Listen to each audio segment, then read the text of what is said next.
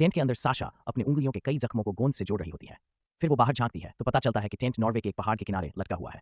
जैसे ही उसका boyfriend Tommy जागता है, साशा उसे कहती है कि चलो अब आगे का सफर जारी रखते हैं। दोनों फिर से पहाड़ चढ़ने लगते हैं, इतनी बढ़िया स्किल्स के साथ कि साफ लगता है कि ये काम वो लोग काफी समय से करते आ रहे हैं। बीच बीच में बस थोड़ा सा रुकते हैं, कभी कुछ खाने के लिए, कभी जोश में चिल्लाने के लिए, और हाँ, कभी कभी एक दूसरे को किस भी कर लेते हैं।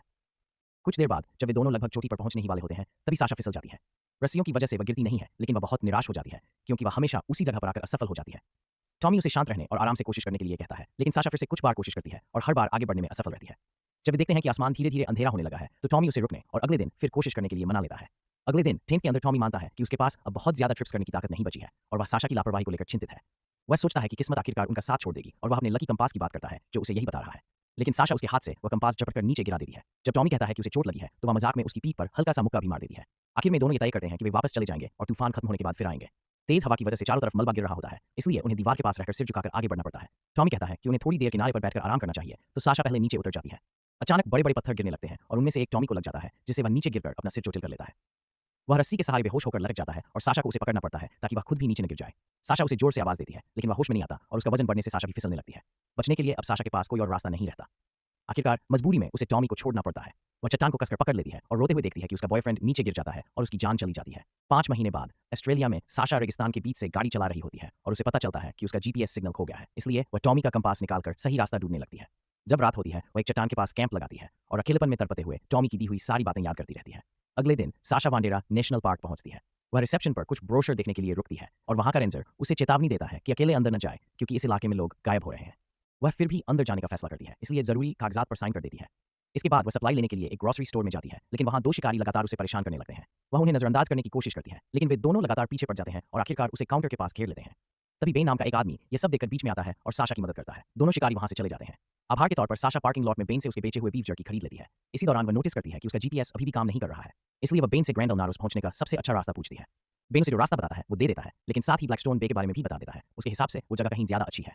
वो उसे आगाह करता है कि उस इलाके में माहौल थोड़ा टाइट और खतरनाक हो सकता है, लेकिन साशा उसे भरोसा दिला देती है कि वो सब संभाल लेगी और उसकी बात पूरी सुने बिना ही गाड़ी लेकर निकल जाती है। काफी घंटों की ड्राइव के बाद साशा एक झील के किनारे रुकती है और वहीं रात गुजारने का फैसला करती है। तभी अचानक पास में 2 और गाड़ियां आकर रुकती हैं और साशा चिढ़ जाती है जब उसे पता चलता है कि वही शिकारी लोग फिर से उसका पीछा करते हुए आ गए हैं। उनका कुत्ता लगातार उस पर भौंकता रहता है जबकि वे आदमी मारे हुए हिरण को संभाल रहे होते हैं। साशा जल्दी से अपना सामान उठाती है और अपनी कार में बैठ जाती है। तभी आदमी उसकी खिड़की पर दस्तक देता है। वह उसे पूरी तरह नजरअंदाज करती है जब तक कि वह खुद भी वहां से चला नहीं जाता। किस्मत से आधी रात के आसपास लोग भी वहां से चले जाते हैं और साशा चैन से सो पाती है। अगली सुबह साशा कयाक में बैठकर तेज बहाव वाली नदी में उतरती है। कई बार तेज धारा उसे हिला देती है, लेकिन वह इसमें अच्छी है, इसलिए बिना किसी परेशानी के आगे बढ़ती रहती है। जब उसे एक झरना मिलता है तो वह बिना ज्यादा सोचे कयाक को नीचे की तरफ छोड़ देती है और फिर खुद भी तालाब जैसे पानी में कूद जाती है। उसका सफर आगे बढ़ता रहता है, लेकिन उसे झटका लगता है जब वह देखती है कि जो कैंपर गायब हो गए थे उनकी तस्वीरें और बाकी सामान पेड़ों पर टंगे हुए हैं।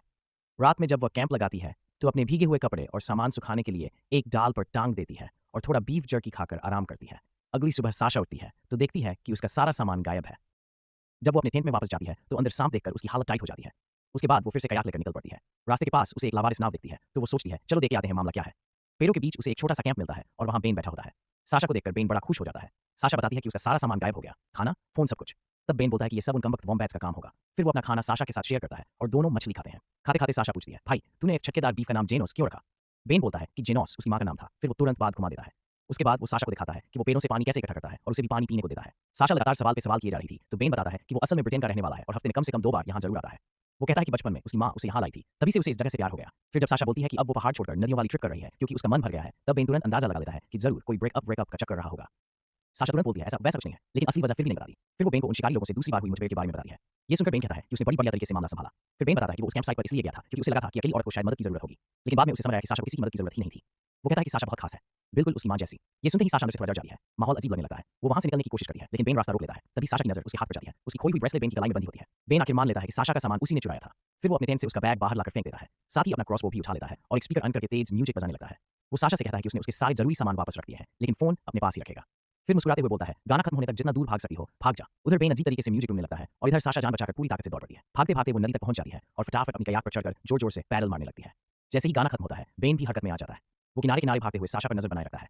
उधर नदी का बहाव बहुत तेज था और अचानक साशा की कयाक चढ़ने की तरफ बह जाती है। देखते ही देखते वो नीचे गिर पड़ती है और उसकी कयाक पलट जाती है। पानी में साशा बुरी तरह जूझने लगती है। बड़ी मुश्किल से वो अपना हार्नेस खोल पाती है। फिर अपना बैग पकड़कर किसी तरह तैरते हुए किनारे तक पहुंचती है, जबकि उसकी कयाक पानी में बह जाती है। उसकी जैकेट पूरी भीग चुकी थी और बहुत भारी लग रही थी, इसलिए वो उसे वहीं उतारकर फेंक देती है। फिर बिना रुके दोबारा जान बचाकर भागना शुरू कर देती है। जैसे ही साशा जंगल पार कर रही होती है, उसे किसी फैमिली की बात करने की आवाज सुनाई देती है। उम्मीद में वो तुरंत उनकी तरफ भागती है, लेकिन वहां पहुंचकर देखती है कि सिर्फ एक फोन पड़ा है जिसमें वीडियो चल रहा है। वीडियो में बेन मुस्कुराते हुए उन लोगों को हाई बोल रहा होता है। वही फैमिली जिसे उसने मार डाला था। इतने में अचानक एक तीर साशा के पास से सनसनाता हुआ निकलता है। वो आखिरी पल में झुककर बच जाती है और जल्दी से चट्टानों के पीछे छिप जाती है। तभी ऊपर की तरफ बेन दिखाई देता है। साशा फिर से जान बचाकर दौड़ पड़ती है और वहीं से खतरनाक पीछा शुरू हो जाता है। बेन लगातार उस पर तीर चलाता रहता है और साशा किसी तरह सबको बचाती जाती है। लेकिन आखिर एक तीर उसकी टांग को छीलते हुए निकल जाता है, जिससे वो घायल हो जाती है। आखिरकार बेन का एक तीर साशा के बैग में जा लगता है। जोर का झटका लगते ही वो नीचे गिर पड़ती है और पहाड़ी से लुढ़कती हुई सीधे खाई के किनारे तक पहुंच जाती है। फिर उसका संतुलन बिगड़ जाता है और वो नदी में जा गिरती है। साशा तैरने की कोशिश करती है, लेकिन पानी का बहाव इतना तेज होता है कि वो उसे घाटियों के बीच घसीटता हुआ ले जाता है। किसी तरह चट्टानों को पकड़ वो झरने के पास वाले शांत तालाब तक पहुंचती है और वापस किनारे पर निकल आती है। थकी हुई साशा फिर उस फैमिली का फोन चेक करती है, लेकिन गिरने की वजह से फोन बैग में डूब चुका होता है। उसके बाद उसे थोड़ा स्नैक और पानी मिलता है, जिसे वो तुरंत खा पीकर ताकत वापस लाने की कोशिश करती है। उसे अपना पेपर स्प्रे भी मिल जाता है, जिसे वो तुरंत सबसे पास वाली जेब में रख लेती है ताकि जरूरत पड़ते ही इस्तेमाल कर सके। इसके बाद साशा घाटियों के बीच भागती रहती है, लेकिन उसे बाहर निकलने का कोई खुला रास्ता नहीं मिलता। मजबूर होकर वो अपनी क्लाइंबिंग स्किल्स इस्तेमाल करती है और चढ़ने लगती है। काफी खतरनाक मूव्स और जोजो में डालने के बाद आखिर वो पहाड़ के ऊपर पहुंच जाती है। ऊपर से पूरे इलाके का नजारा देखकर वो कुछ पल के लिए रुक जाती है। फिर अपने बाइनोक्यूलर से देखने पर उसे पता चलता है कि बेन की नाव अभी भी रास्ते के पास ही खड़ी है। तभी अचानक उसे बेन की डरावनी शिकार वाली आवाज सुनाई देती है। वो पीछे मुड़कर देखती है। बेन पहाड़ी चढ़ता हुआ उसकी तरफ आ होता है। वो तो कुछ पल के लिए रुक भी जाता है, बस साशा की तरफ देखकर डरावनी मुस्कान देने के लिए। ये देखते ही साशा तुरंत नीचे घाटी की तरफ आती है और एक बड़ी चट्टान के नीचे छिप जाती है। कुछ सेकंड तक वो बिल्कुल सांस रोके चुप पड़ी रहती है, जबकि बेन अंदर झांककर उसे ढूंढने की कोशिश करता है। लेकिन जब उसे साशा दिखाई नहीं देती तो वो वहां से चला जाता है। उसके जाते ही साशा बाहर निकलती है और फिर से भागना शुरू कर देती है। थोड़ी देर बाद जब उसे एक सुरक्षित जगह मिलती है तो वो अपने बाइनोक्यूलर निकालकर दूर देखने लगती है। उसे पता चलता है कि बेन अपनी नाव के पास ही है। वो म्यूजिक सुनते हुए बार बार पानी में कूद रहा होता है और उसके शरीर पर कोई कपड़े नहीं होते। साशा बहुत सावधानी से नदी में उतरने का फैसला करती है। वो धीरे धीरे पानी के नीचे तैरते हुए नाव तक पहुंच जाती है। नाव के पीछे छुपकर रस्सी खोलने की कोशिश करती है, लेकिन कुछ नहीं होता। फिर वो रस्सी का दूसरा सिरा पकड़ने जाती है, तभी गलती से भालू वाला फंदा उसके पैर पर पड़ जाता है और वो दर्द से चीखते हुए गिर जाती है। बेन उसकी चीख सुन लेता है। वो जल्दी जल्दी कपड़े पहनता है और चैन खींचकर साशा को किनारे की तरफ घसीटना शुरू कर देता है। जैसे ही साशा उसके काफी करीब पहुंचती है, वो उसके चेहरे पर पेपर स्प्रे मार देती है। जलन से तड़पता हुआ बेन तुरंत पानी में कूद जाता है ताकि अपना चेहरा धो सके। साशा पत्थर से बंदी चैन को खींचकर निकालने की कोशिश करती है, लेकिन वो बुरी तरह फंसी हुई होती है। तभी जैसे ही वो क्रॉसबो उठाने जाती है, बेन फिर से चैन खींच देता है। साशा तुरंत अपना पेपर स्प्रे निकालकर तैयार हो जाती है, मगर बेन अपना क्रॉसबो तान देता है और उसे स्प्रे नीचे गिराने पर मजबूर कर देता है। फिर बेन साशा को उस फंदे से आजाद करता है, लेकिन उसके बाद उसके हाथों को रस्सी से बांधकर पेट से लटका देता है। वो कहता है कि ये पूरी शिकार सिर्फ एक रस्म है। उसके बाद बेन कुछ फल और जड़ी बूटियां इकट्ठा करके उसे खाने को देता है, मगर साशा मजबूरी में बहुत अनमने ढंग से थोड़ा बहुत खाती है। साशा का रवैया देखकर बेन छिप जाता है और उसे तड़पाने के लिए चैन जोर से खींचने लगता है। उस रात तेज बारिश शुरू हो जाती है। बेन तो आराम से अपने टेंट के अंदर रहता है, लेकिन साशा को पेट के नीचे ही बंधा छोड़ देता है। बेन कहता है कि रस्में बहुत जरूरी होती हैं, क्योंकि वही इंसान को याद दिलाती हैं कि वो असल में कौन है। उसके हिसाब से दर्द सहना बड़ा होने का हिस्सा है। वो एक ऐसी जनजाति का भी जिक्र करता है जो अपने दांत खुद घिसकर नुकीले बना लेती है। अगली सुबह बेन साशा के हाथों में हथकड़ी लगा देता है और उसे नाव से बांधकर अपने साथ ले जाने लगता है। लेकिन बेन उसे ये नहीं बताता कि वो लोग कहाँ जा रहे हैं। वो बताता है कि उसे साशा का नाम रेंजर ऑफिस से मिला था और उसने उसके बारे में काफी खोजबीन भी की। इसी वजह से उसे पता है कि टॉमी मर चुका है। बेन को ये बात अजीब लगती है कि टॉमी जैसा अनुभवी क्लाइंबर अचानक गिरकर कैसे मर गया। वो इशारों इशारों में साशा पर ही उसकी मौत का शक जताने लगता है। उसी दौरान साशा की नजर रस्सियों के नीचे छुपी एक लोहे की रॉड पर पड़ती है। वो चुपके से उसे पकड़ने की कोशिश करती है, मगर बेन तुरंत उसे नाव से धक्का देकर पानी में गिरा देता है। साशा भागने के लिए तैरने लगती है, लेकिन बेन लगातार नाव चलाता रहता है और चैन उसे नदी में घसीटते हुए साथ ले जाती है। तेज बहाव बार बार साशा को पानी के नीचे धकेल देता है, लेकिन वो किसी तरह खुद को संभाल कर जिंदा रहती है जब तक कि वो लोग किनारे तक नहीं पहुंच जाते। एक ऊंची चट्टान के ऊपर पहुंचकर बेन अपना क्लाइंबिंग सामान निकालता है और साशा को भी हार्नेस पहनने पर मजबूर करता है। फिर दोनों बहुत सावधानी से नीचे एक गहरी गुफा में उतरते हैं। उसके बाद वो लोग गुफा के अंदर और गहराई में जाते हैं, जहां दो लटकती हुई लाशें देखकर साशा डर से सहम जाती है। बेन कहता है कि कुछ जनजातियां मानती हैं कि अपने शिकार की आत्मा को काबू में करने के लिए उसका जिक्र खाना पड़ता है। वो साशा को यह भी बताता है कि वीडियो वाला परिवार ज्यादा विरोध नहीं कर पाया था और फिर जमीन पर पड़े मरे हुए बच्चों की तरफ इशारा करता है। जब बेन कहता है कि यहाँ किसी चीज को बेकार नहीं जाने दिया जाता, तभी साशा की नजर सूखने के लिए टांगे गए मांस के टुकड़ों पर पड़ती है। उसी पल उसे समझा जाता है कि बेन इंसानी लाशों से बीफ जर्की बना रहा था। ये देखकर साशा बुरी तरह घबरा जाती है और भागने की कोशिश करती है, लेकिन बेन चैन खींचकर उसे वापस अपनी तरफ घसीट लेता है। फिर वो उसके जूते उतार देता है और आराम करने को कहता है। इसके बाद बेन उससे पूछता है कि क्या उसे लगता है कि उसके अंदर कोई समस्या है। साशा समझाने की कोशिश करती है कि शायद लोगों ने उसके साथ बहुत बुरा किया होगा और वो उसके लिए सहानुभूति भी जताने लगती है। अचानक बेन अपने नकली दांत निकाल देता है और उसके असली दांत नुकीले और बेहद तेज दिखाई देते हैं। फिर वो साशा की उंगलियां अपने मुंह के अंदर डाल देता है ताकि वो उन दांतों को महसूस कर सके। साशा डरते हुए उसे रुकने को कहती है, लेकिन बेन अचानक वहां से भाग जाता है। समझ नहीं आता क्या करे। साशा इधर उधर देखने लगती है। तभी उसे एक पुराना सूटकेस मिलता है, जिसमें कई पुरानी चीजें रखी होती हैं। उनमें बेबी बेन और उसकी मां की एक तस्वीर भी होती है। उसी वक्त बेन वापस लौट आता है और साशा को घसीटते हुए गुफा के अंदर ले जाता है, जहां वो एक अजीब मशीन जैसी चीज से उसके हाथों को बांधकर हवा में लटका देता है। फिर बेन घर में बनाया हुआ नमक वाला घोल से भरा एक बड़ा ड्रम खोलता है और कहता है कि ये मांस को नर्म करने का सबसे बढ़िया तरीका है। जब साशा उस तस्वीर के बारे में पूछती है तो बेन बताता है कि उसकी मां ही पहली इंसान थी जिसे उसने खाया था, इसलिए अब वो हमेशा उसके साथ रहती है। इसके बाद वो साशा को गले लगाते हुए कहता है कि अब वो उसे भी हमेशा अपने पास रखेगा। ये सुनकर साशा गुस्से में उसे गाली देती है और अचानक उसके कान का एक बड़ा टुकड़ा काट खाती है। फिर वो अपने पैरों से उसे कसकर जकड़ लेती है। बेन खुद को छुड़ाने के लिए बुरी तरह संघर्ष करता है। इसी धक्का-मुक्की में मशीन से बंधी चैन ढीली हो जाती है और साशा नीचे गिर पड़ती है। जैसे ही साशा भागने की कोशिश करती है, बेन उसकी टी-शर्ट पकड़ लेता है, मगर टी-शर्ट फट जाती है और साशा वहां से दौड़ पड़ती है। बेन फिर चैन पकड़ने की कोशिश करता है, लेकिन साशा झटके से उसे उसके हाथ से छुड़ा देती है और सीधे नदी में कूद जाती है। गुस्से से पागल हुआ बेन भी तुरंत उसके पीछे पानी में छलांग लगा देता है। वो दोबारा चैन पकड़कर उसे अपने हार्नेस से बांध लेता है। तेज बहाव दोनों को नदी के अंदर दूर तक घसीटता हुआ ले जाने लगता है। तेज बहाव उन्हें झरने से नीचे और खतरनाक लहरों के बीच ले जाता है, जहां चैन एक चट्टान में फंस जाती है। कुछ ही देर में दोनों के शरीर का वजन इतना बढ़ जाता है कि चैन फिर से छूट जाती है और पानी का बहाव उन्हें दोबारा नीचे की तरफ घसीट ले जाता है। इसी दौरान बेन का सिर जोर से पत्थर से टकराता है और वो बेहोश हो जाता है। अब चैन पानी के अंदर एक पेड़ की शाखा में फंस जाती है। साशा बेन के हार्नेस से चैन खोलने की कोशिश करती है, लेकिन वो ऐसा नहीं कर पाती। आखिरकार वो चैन को खींचकर संभालती है और बेहोश बेन को साथ लेकर किसी तरह पानी की सतह तक तैरकर पहुंच जाती है। बाहर आने के बाद साशा एक बड़ा पत्थर उठाकर चैन तोड़ने की कोशिश करती है, मगर चैन फिर भी नहीं छूटी। उसी समय बेन होश में आ जाता है। साशा तुरंत उसे पानी के अंदर धकेलकर डुबाने की कोशिश करती है, लेकिन बेन ज्यादा ताकतवर होता है और जल्दी ही फिर से ऊपर आ जाता है। इसके बाद साशा उसी चैन से उसे गला घोटने की कोशिश करती है। बेन हटका देखता है और चैन का इस्तेमाल करके उसे अपने पास ही खींचे रखता है। फिर वो उसके ऊपर बैठकर उसे वापस दबाने लगता है। साशा कुछ मिनटों तक संघर्ष करती रहती है, मेहनत है, लेकिन धीरे धीरे उसकी ताकत खत्म होने लगती है। उसके चेहरे पर दर्द और बेबसी देखकर बेन को अपनी माँ की याद आ जाती है और उसी भाव में आकर वो अचानक उसे छोड़ देता है। साशा मौका पाकर उसे मुक्का मारती है और वही पत्थर उठाकर बार बार उसके पैर पर मारने लगती है।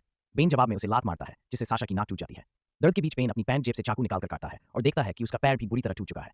इसके बाद अगले कुछ घंटों तक दोनों किनारे की रेत पर पड़े रहते हैं, किसी तरह हिल भी नहीं पाते, बस चोट और दर्द के साथ वहीं पड़े रहते हैं। आखिरकार रात हो जाती है। अंधेरे में साशा धीरे धीरे अपनी बात शुरू करती है और बताती है कि उसे अक्सर डिप्रेशन होता है। उसी खामोशी में वो बेन को टॉमी के साथ क्या हुआ ये भी बताती है। वो रोते हुए कहती है कि उसे हमेशा ये गिल्ट रहेगा कि उसने समय पर मदद नहीं की और अब उसे कभी पता भी नहीं चलेगा कि जिस वक्त उसने उसे छोड़ा क्या वो तब भी जिंदा था या नहीं। वो मान लेती है कि उसे ज्यादा सुनना चाहिए था, बजाय हर चीज को धकेलने के। अगली सुबह साशा देखती है कि बेन के पैर का घाव सड़ने लगा है और हालत बिगड़ रही है। वो रास्ते के बारे में पूछती है तो बेन बताता है कि जंगल से बाहर निकलने में लगभग 2 दिन चलना पड़ेगा। इस पर साशा निष्कर्ष निकालती है कि उन्हें नीचे पैदल जाने की बजाय ऊपर चढ़ने की कोशिश करनी चाहिए। बेन इसे पागलपन कहता है, लेकिन साशा समझाती है कि अगर वो नहीं गए तो बेन संक्रमण से मर सकता है। कोई और रास्ता न देखकर बेन आखिरकार अपना हार्नेस उसे दे देता है ताकि वो चढ़ाई का नेतृत्व कर सके। वो उसे वादा करता है कि अगर वे ऊपर पहुंच गए तो वह उसे आजाद कर देगा, लेकिन साथ ही चेतावनी देता है कि अगर उसने चढ़ाई के दौरान उसे गिराने की कोशिश की तो वह उसे भी साथ नीचे खींच लेगा। इसके बाद वो आखिरकार उसके हाथ से हथकड़ियां खोल देता है। साशा जल्दी से रस्सियों को समेटकर और सही तरीके से बांधकर एक तरह का सपोर्ट सिस्टम तैयार करती है ताकि बेन के टूटे पैर को चढ़ाई में मदद मिल सके।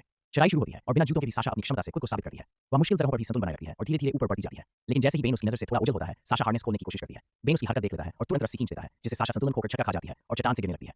साशा बोलती है कि वो सिर्फ हार्नेस ठीक कर रही थी, लेकिन गुस्से में आके फिर से बेन के टूटे पैर पे लात मार देती है। चढ़ाई आगे बढ़ती है और बेन फिर टॉमी के गिरने की बात छेड़ता है। वो सोचता है कि क्या वो सच में ऐसे ही गिरा था या पीछे कुछ और कहानी है। साशा इस सवाल पे कुछ नहीं बोलती, बिल्कुल चुप रहती है। आखिरकार साशा एक छोटा सा किनारा लेज पकड़ लेती है और एक छोटे पेड़ से रस्सी कस के बांध देती है। फिर वो हार्नेस खोलना शुरू करती है। ये देख के बेन रस्सी जोर से खींच देता है, जिससे वो फिसलते फिसलते बच जाती है। लेकिन साशा किसी तरह पेड़ को पकड़ के खुद को संभाल लेती है और इसी खींचतान में हार्नेस पूरा निकल जाता है। अब साशा वापस चट्टान पर चढ़ सकती है और रस्सियों को खोल देती है, जिससे बेन नीचे गिरकर मर जाता है। हालांकि उसके पास कोई भी उपकरण नहीं है, साशा लगातार चढ़ती रहती है। वह खतरनाक मूव्स करती है और कई बार फिसल भी जाती है, लेकिन वह हार नहीं मानती और हर गलती से संभलकर फिर से आगे बढ़ती है, जब तक कि वह आखिरकार ऊपर तक नहीं पहुंच जाती। वहां लेटकर आराम करती है और राहत में हंसती है, लेकिन कुछ ही देर में वह हंसी आंसुओं में बदल जाती है। फिर वह घंटों तक चलती रहती है और रात के समय एक रास्ते पहुंचती है जहां आखिरकार एक कार उसे देख लेती है और उसे बचा लेती है। हिंदी के ड्राइवर उसे उसके वाहन तक वापस छोड़ने के लिए तैयार हो जाते हैं। सुबह होने पर साशा रिसेप्शन पर वापस आती है और रेंजर को बताती है कि सभी लापता लोगों के शव कहाँ मिलेंगे। कुछ समय बाद अधिकारी सभी शवों को बरामद कर लेते हैं और ये पूरी घटना खबरों में आ जाती है। जब साशा को जाने की अनुमति मिलती है, वह समुद्र तट पर जाती है और टॉमी के कंपास को चूमती है, फिर उसे समुद्र में फेंक देती है और आखिरकार अपने अपराध बोध गिल्ट को छोड़ देती है।